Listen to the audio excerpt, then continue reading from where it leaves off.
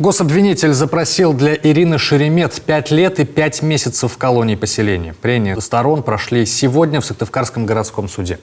Напомним, резонансная авария со смертельным исходом произошла 1 октября прошлого года. По версии обвинения, Ирина Шеремет на пешеходном переходе сбила ребенка, а затем женщину, которая шла по тротуару.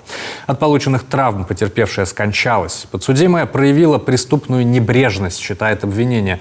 Машина Шеремет находилась в технически исправном состоянии. Сама она была вменяемой.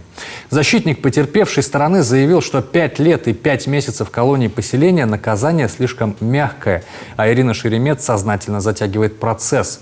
Приговор можно было выносить еще в апреле. Мои доверители высказываются за самое жесткое, какое возможно в рамках действующего законодательства наказания.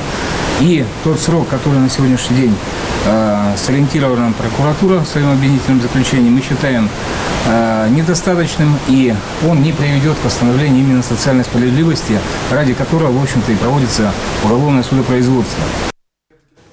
Ирина Шеремет просила суд о минимальном сроке лишения свободы. Ее адвокат указал на неполноту экспертизы и просил назначить повторную. В качестве смягчающих обстоятельств гособвинитель назвал добровольное возмещение морального вреда, принесение извинений потерпевшим, наличие на иждивении сына студента, престарелых родителей, имеющих серьезные заболевания.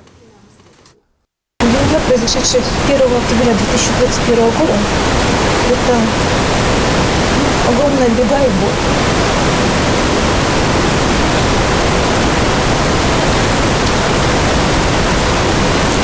Беда, потому что пострадали мои дома.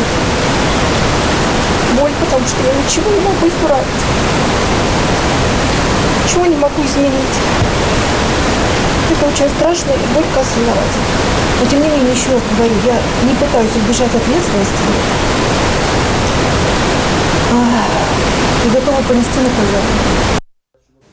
Суд, выслушав доводы сторон, удалился в совещательную комнату. Оглашение приговора назначено на 17 октября.